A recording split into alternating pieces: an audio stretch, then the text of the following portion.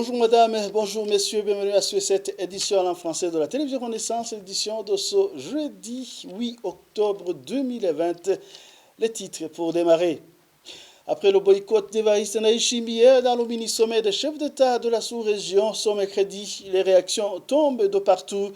La dernière en date est celle de la coalition politique Sephora Arusha qui trouve que l'absence à ce sommet constitue une perte énorme pour le Burundi. Dans la page des droits de l'homme, au moins 8 femmes ont été violées et 3 autres assassinées. Ces chiffres figurent dans le rapport du mois de septembre du mouvement des femmes et des filles pour la paix et la sécurité au Burundi à travers sa campagne Femmes abusées, Nations déchirées. Et c'est une bonne nouvelle pour les avocats des familles des victimes des crimes commis au Burundi depuis 2015. C'est après la décision du Conseil des droits de l'homme de l'ONU de renouveler le mandat de la commission d'enquête de l'ONU sur le Burundi, malgré le refus du régime de Gitega. Voilà pour le sommaire.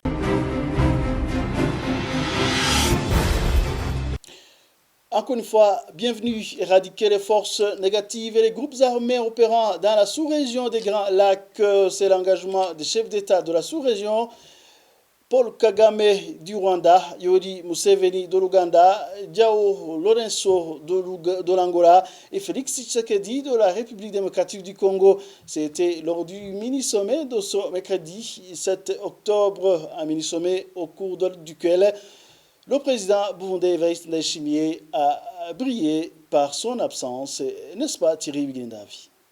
Le mini-sommet entre les chefs d'État de la République démocratique du Congo, du Rwanda, de l'Ouganda et de l'Angola s'est tenu par vidéoconférence mercredi 7 octobre et a duré environ 3 heures. Dans son discours d'ouverture, le président congolais Félix Tshisekedi Tshilombo, l'initiateur de cette rencontre, a rappelé à ses homologues que l'objectif de ce mini-sommet est de renforcer le niveau de coopération entre les États de la sous-région pour que toutes les forces négatives qui y sévissent depuis 25 ans puissent être éradiquées. Excellences, messieurs les présidents et chers frères, depuis plus de 25 ans, notre sous-région est l'objet de cycles récurrents de violences armées qui compromettent les efforts de progrès et de développement. Ceci insécurise notre avenir collectif. C'est cette triste observation qui m'a conduit, au-delà des mécanismes existants de coopération sous-régionale, à vous convier à ce mini-sommet de plus haut niveau. L'affermissement de la confiance mutuelle au-delà de nos divergences, ainsi que le renforcement de la coopération au niveau sécuritaire, sanitaire et économique entre nos pays, sont nécessaires pour la conjugaison de nos efforts au bénéfice de la stabilisation sous-régionale.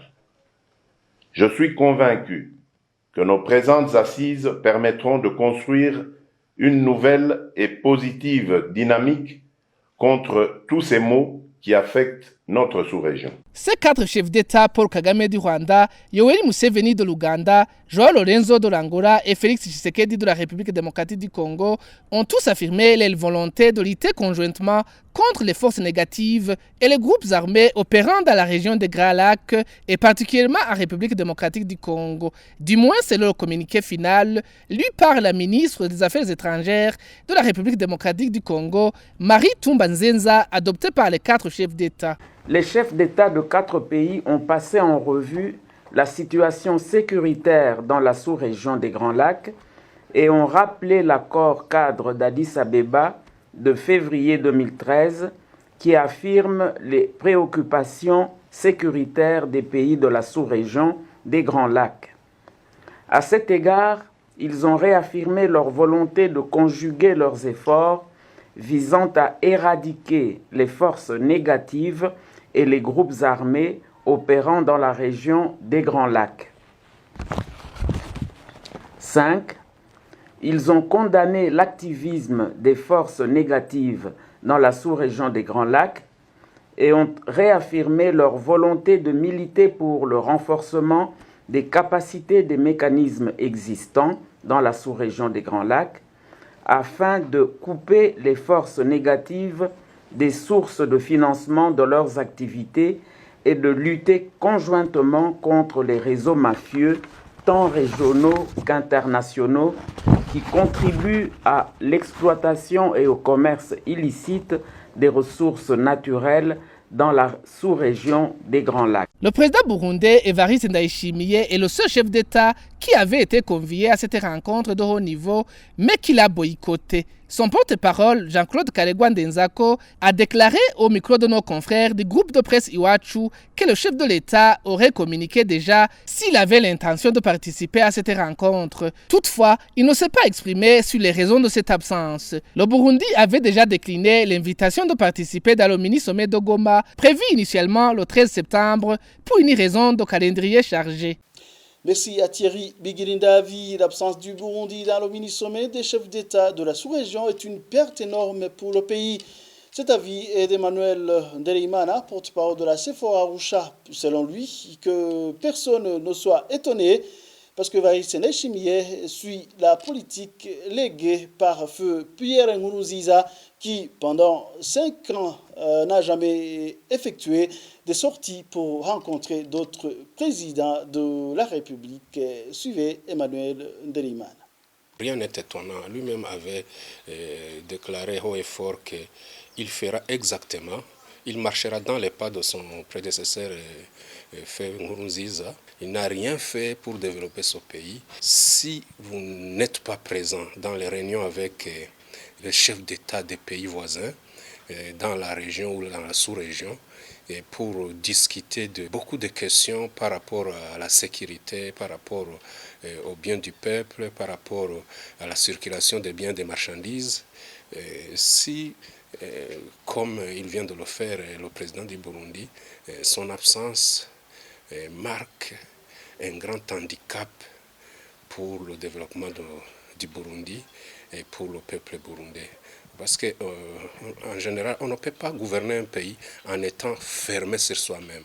Normalement, dans les occasions des invitations sous-régionales comme ça, c'est l'occasion où il faut vraiment te présenter, exposer tes problèmes si tu en as. Mais il n'y aura jamais de proposition de solution dans la politique de la chaise vide. C'est impossible. C'est le Burundi qui perd, c'est les Burundais qui perdent beaucoup. Et alors, un président qui décide de rester fermé sur lui-même dans son pays, qui ne peut même pas rencontrer d'autres chefs d'État pour échanger sur comment ils ont pu développer leur pays, comment ils ont pu résoudre certains problèmes dans la gouvernance, l'économie et tout. C'est lamentable. Il est en train de copier ce que Nkurunziza a fait. Ça veut dire que nous nous attendons à quoi? Il y avait un bilan négatif de Nkurunziza. Nous nous attendons à un autre bilan très négatif encore. Vous voyez, on ne sait pas d'où nous sortons et d'où nous allons. Et le mouvement des femmes et des filles pour la paix et la sécurité au Burundi estime aussi que l'absence d'Evariste Ndayishimiye dans le mini-sommet des pays de la sous-région montre que le Burundi ne prend pas au sérieux la question de sécurité nationale. Suivez ici Jeanne d'Arc Zaniana et les secrétaires généraux de ce mouvement. Alors, c'est vraiment une absence regrettable, mais qui traduit l'habitude du gouvernement du Burundi de toujours se mettre à l'écart de toutes les activités qui sont organisées dans le monde et particulièrement au niveau régional. Mais c'est aussi un message très fort qui montre quelque part que le Burundi, le gouvernement du Burundi ne prend pas réellement au sérieux la question de la sécurité au Burundi. Alors, je pense que c'est un moment aussi important de lancer un appel à la fois pour le gouvernement du Burundi, comme on a l'habitude de le faire, de rappeler que dans un pays qui n'a pas de sécurité, c'est un pays qui est dans l'impossibilité de se développer, mais aussi c'est un moment de lancer un appel vibrant aux pays qui sont membres, pays de la région pour un appel qui a plus tendance de leur dire qu'il ne faudrait pas qu'ils utilisent une justice sélective. Mais aujourd'hui, je pense que c'est aussi important, un bon moment pour ces États régionaux de voir qu'au Burundi, l'insécurité est en train d'être causée par ce même gouvernement sanguinaire. C'est le gouvernement du Burundi qui est en train de tuer ces enfants. Il y a énormément de Burundais qui sont en train d'être torturés, d'être emprisonnés injustement. Et aujourd'hui, je pense que les pays comme le Rwanda, le Congo et l'Ouganda devraient normalement avoir un œil différent et voir les mesures qu'il faudrait prendre pour qu'ils puissent faire en sorte que le gouvernement du Burundi arrête complètement ces tueries à l'égard des Burundais. Aussi longtemps donc que le Burundi continuera de s'écarter des autres pays de la sous-région, il lui sera difficile d'avoir la paix. C'est l'analyse d'Emmanuel Ngengurutse, spécialiste des relations entre États. Il s'exprimait après le boycott du président Evariste Ndayishimiye du sommet des chefs d'État de la région. Pour Emmanuel Ngengurutse, la non-participation du Burundi à ce sommet est une grande perte pour la population burundaise. Suivez-le. C'est une grande perte pour le Burundi en tant que pays parce qu'il perd au niveau des bienfaits de la coopération régionale. Les bienfaits de la coopération régionale, c'est la paix et la sécurité sur les frontières, ce sont les échanges, c'est le développement des infrastructures. Enfin, c'est la stabilité régionale. Mais n'oubliez pas qu'un pays est géré par un gouvernement. Alors ce gouvernement du CNDD-FDD, il fait partie pour nous des forces négatives. Le mini-sommet là était en fait destiné à étudier les voies et moyens pour restaurer la paix et la sécurité régionale et qui est perturbé par des forces négatives. Et il se fait que ce gouvernement là est une des forces négatives.